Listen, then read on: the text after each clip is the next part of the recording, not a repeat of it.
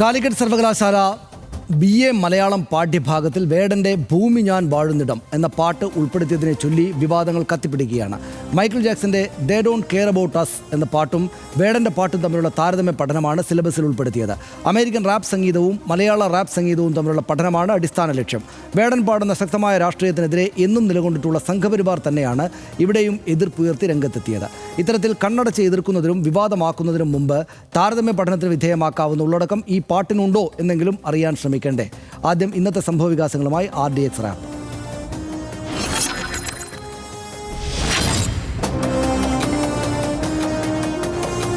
വേടന്റെ പാട്ടുകളിലും നിലപാടുകളിലും ഭാരതീയ സംസ്കാരത്തെ അറിഞ്ഞോ അറിയാതെയോ വെല്ലുവിളിക്കുന്ന ശൈലി പ്രകടമാണെന്നാണ് എതിർപ്പുന്നയിക്കുന്ന സംഘപരിവാറിന്റെ വാദം. കഞ്ചാവ് പോലുള്ള ലഹരി വസ്തുക്കളും മദ്യവും ഉപയോഗിക്കുന്ന താൻ വരും തലമുറയ്ക്ക് തെറ്റായ മാതൃകയാണെന്ന് സ്വയം സമ്മതിച്ചയാളുടെ പാട്ട് പാഠ്യവിഷയമാക്കുന്നത് പ്രതിഷേധാർഹമെന്നാണ് ആരോപണം.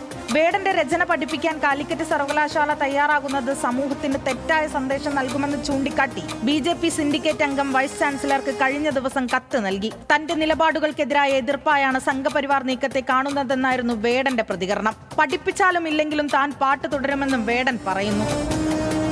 കാലിക്കറ്റ് സർവകലാശാലയിലെ BA മലയാളം 3ാം സെമസ്റ്ററിലെ പാഠപുസ്തകത്തിലാണ് താരതമ്യ പഠനത്തിനായി മൈക്കിൾ ജാക്സന്റെ റാപ്പ് സംഗീതത്തിനൊപ്പം വേടന്റെ റാപ്പും ഉൾപ്പെടുത്തിയിരിക്കുന്നത്. മൈക്കിൾ ജാക്സന്റെ ദേ ഡോണ്ട് കെയർ അബൌട്ട് അസും വേടന്റെ ഭൂമി ഞാൻ വാഴുന്നിടവുമാണ് പഠന വിഷയമാക്കുന്നത്. RDX rap news Malayalam.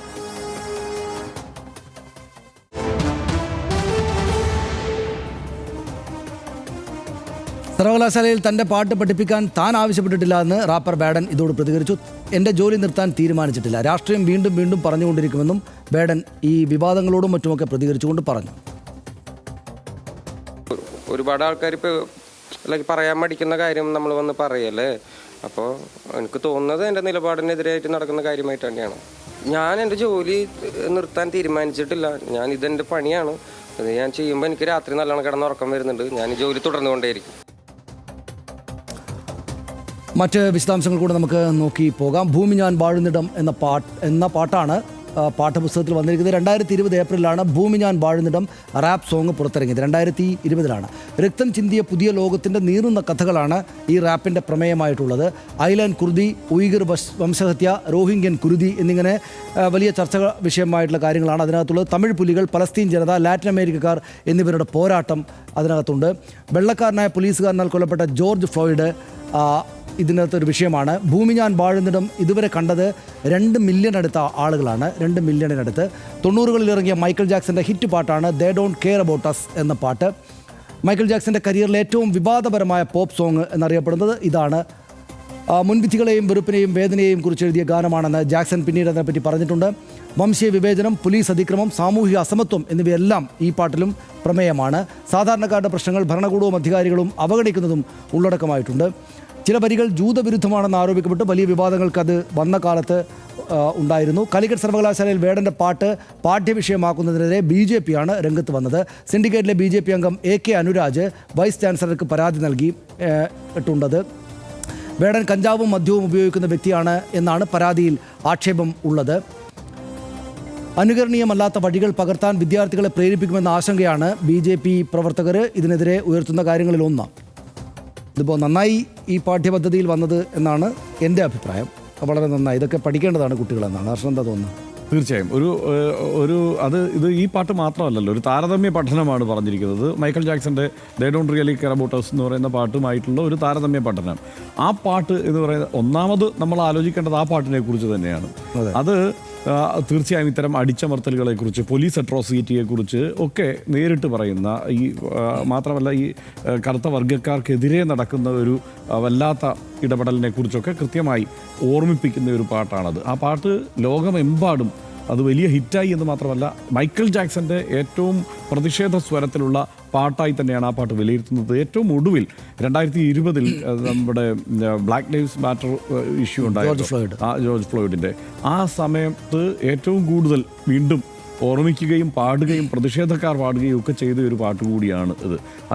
എനിക്ക് തോന്നുന്നു അതിന് രണ്ട് വേർഷൻ ഉണ്ട്. ഒന്ന് ബ്രസീൽ വേർഷൻ, ഒന്ന് ജയിൽ വേർഷൻ.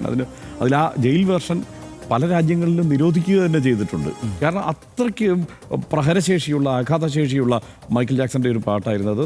സാമാന്യമായ ഒരു താളം ഒക്കെ ഉള്ള ഒരു പാട്ടാണ്. അതിന്റെ ബീറ്റ്സ് ഒക്കെ ഏത് സമയത്തും നമ്മുടെ തലയിൽ ഇങ്ങനെ നിൽക്കുന്ന ബീറ്റ്സ് ആണ് ആ പാട്ടിന്റെ. അപ്പോൾ അങ്ങനെയുള്ള ഒരു പാട്ട് മാത്രമല്ല, ഈ പറയുന്ന ഹിപ്പ് ഹോപ്പും റാപ്പും ഒക്കെ ഇടകലർന്ന് റഗ്ഗയൊക്കെ ഇടകലർന്ന് വരുന്ന ഡാൻസും അദ്ദേഹത്തിന്റെ തന്നെ ലിറിക്സ് ആണ്, ഈണം അദ്ദേഹത്തിൻ്റെതാണ്. അങ്ങനെയൊക്കെയുള്ള പ്രത്യേകതകളുണ്ട്. ഇവിടേക്ക് വരുമ്പോൾ അത് വളരെ സാർവദേശീയമായി തന്നെ നിൽക്കുന്ന ഒരു സാധനമാണ്.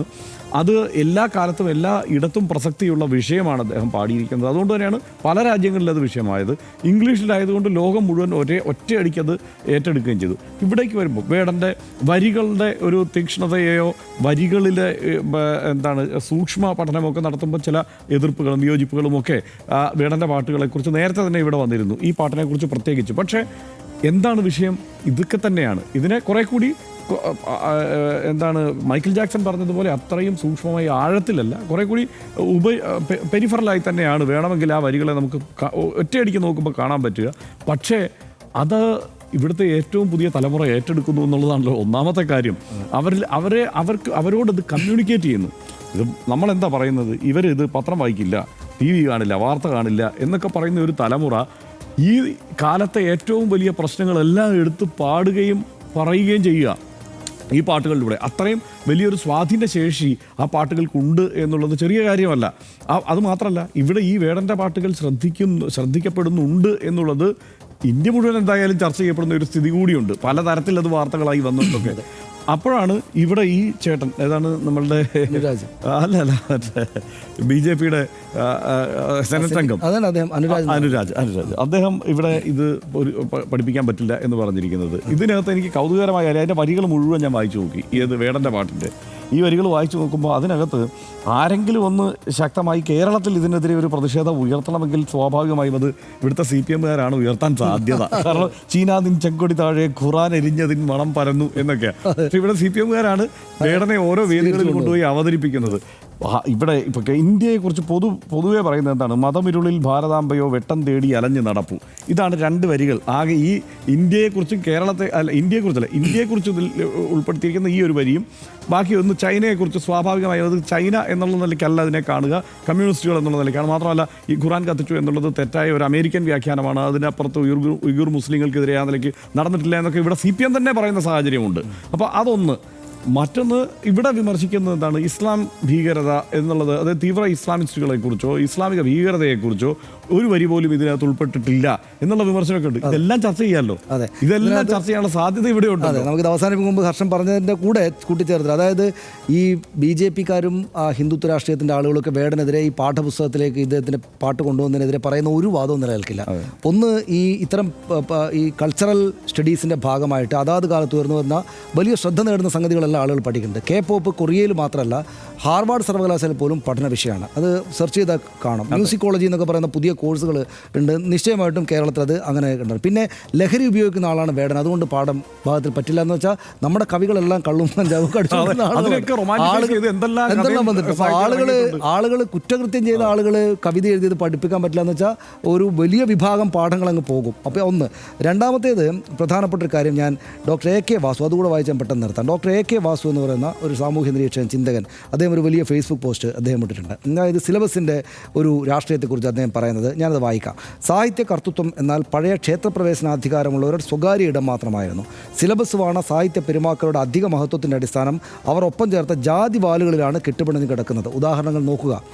ചെറുശ്ശേരി ബ്രാക്കറ്റിൽ നമ്പൂതിരി, തുഞ്ചത്ത് രാമാനുജൻ ബ്രാക്കറ്റിൽ Ezhuthachan, Kunchan Nambiar, Poonthanam Namboothiri, Unnayi Warrier, Vallathol Narayana Menon, Ulloor S Parameswara Iyer, Chandu Menon, CV Raman Pillai, AR Rajaraja Varma, Thakazhi Sivasankara Pillai, Changampuzha Krishnapillai, Edappally Raghavan Pillai, G Sankarapillai, Kavalam Narayana Panicker, ONV Kurup, G Sankarakurup, NV Krishna Warrier, Vyloppilly Sreedhara Menon, Vishnunarayana Namboothiri, Balamani Amma, Lalithambika Antharjanam, Ayyappa Panicker, MT Vasudevan Nair, Vayalar Ramavarma എന്നിങ്ങനെ നമ്മുടെ സിലബസുകൾക്കകത്ത് വർഷങ്ങളായിട്ട് വന്നിരിക്കുന്ന സവർണ നാമങ്ങളെ അദ്ദേഹം എഴുതി വെച്ചിരിക്കുകയാണ്. ഞാൻ ഈ മഹാന്മാരായിട്ടുള്ള ആളുകളെ ആരെയും പരിഹസിക്കാൻ വേണ്ടിയിട്ടല്ല ഞാനിത് ഉപയോഗിക്കുന്നത്. ഞാൻ പറയുന്നത് അവർക്കൊപ്പം അക്കാലത്ത് സാഹിത്യത്തിലേക്കോ കവിതയിലേക്കോ പാട്ടിലേക്കോ വരാൻ പറ്റാതിരുന്ന ആളുകൾ നിശ്ചയമായിട്ടും പാഠ്യഭാഗങ്ങളിൽ വന്നില്ല നമ്മുടെ ചരിത്രത്തിൻ്റെ ഭാഗമായിട്ട്. ഇപ്പോൾ വന്നാൽ വേടൻ നമ്മുടെ പാഠഭാഗങ്ങളിൽ വരണം, നിശ്ചയമായിട്ടും വരണം. വേറൊരു കാര്യം കൂടിയുണ്ട് സതീഷ്, ഈ പറഞ്ഞ സാഹിത്യകാരന്മാരുടെയൊക്കെ കൃതികളിൽ ഇവർക്കൊക്കെ സ്ഥാനമുണ്ടായിരുന്നോ? അതാണ് കൃതികളിൽ ഒരു വലിയ ഈ പറയുന്ന സവർണരല്ലാത്തവർക്ക് ഈ കൃതികളിൽ എത്ര പേർ അതാണ് അല്ല നമ്മൾ കിട്ടിയിട്ടുണ്ടെന്നുള്ളത് അവരെ വ്യക്തിപരമായിട്ടോ അവരുടെ സംഭാവനകളെ ആ തരത്തിൽ അധിക്ഷേപിക്കുകയോ അല്ല, പക്ഷേ വിമർശാത്മകമായിട്ട് അത് കാണുകയും നമ്മുടെ പാഠഭാഗങ്ങളിലേക്കും സാമൂഹ്യ വിചാരങ്ങളിലേക്കും കടന്നു വരാത്ത മനുഷ്യനകത്ത് കടന്നു വരണം. അതുകൊണ്ട് ഇവർ മനസ്സിലാക്കേണ്ടത്, എതിർക്കുന്ന ആളുകൾ മനസ്സിലാക്കേണ്ടത് ഇരുമ്പ് കടിച്ച് അവരുടെ പല്ല് കളയരുത് എന്നാണ്. വേടനോട് കളിക്കുമ്പോൾ അവർ ആലോചിക്കേണ്ടുന്ന ഒരു കാര്യം, വേരറ്റവരുടെയും ആശയറ്റവരുടെയും ജീവനറ്റവരുടെയും ആത്മാക്കളുടെ പാട്ടാണ് ഭൂമി ഞാൻ വാഴുന്നിടം. കേരളത്തിലെയോ ഇന്ത്യയിലെയോ മാത്രമല്ല, ലോകത്തെ മുഴുവൻ അടിച്ചമർത്തപ്പെടുന്ന മനുഷ്യർക്കൊരു സമർപ്പണം ആകുന്നത്ര അർത്ഥവ്യാപ്തിയിലേക്ക് ഉയരുന്ന ഒരു ആഗോള ഗീതമായി വേണമെങ്കിൽ അതിനെ കാണാം. പാട്ടും പാട്ടിൽ ഒളിപ്പിച്ച പോരാട്ടവും കൊണ്ട് ലോകത്തെ സ്വാധീനിച്ച മൈക്കൽ ജാക്സൺ എന്ന മഹാസംഗീതത്തിനൊപ്പം നമ്മുടെ വേടനെ ചേർത്ത് വെക്കുകയാണ് കാലിക്കറ്റ് സർവകലാശാല ചെയ്തത്. യഥാർത്ഥത്തിൽ അതിന് സർവകലാശാലയെ അഭിനന്ദിക്കുകയാണ് വേണ്ടതെന്ന അഭിപ്രായമാണ് RDXനുള്ളത്. ആഫ്രിക്കൻ പോർക്കളങ്ങളിൽ ആൺമകൻ ഉയരിനായി അമ്മ കരഞ്ഞു എന്നടക്കമുള്ള വരികൾ വലിയ ഹിറ്റായിട്ടാണ് നമ്മൾ കേൾക്കുന്നത്. അത് കുട്ടികൾ പഠിക്കട്ടെ.